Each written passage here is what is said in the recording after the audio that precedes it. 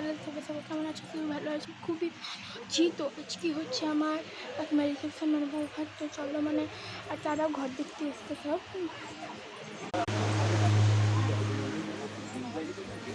বিয়ের জন্য কাকিমা আজকে রিসেপশন বা বউ ভাত চাইছে, বুঝতে পারো। মিনিটাও দেখাবো তোমাদেরকে, শেয়ার করবো।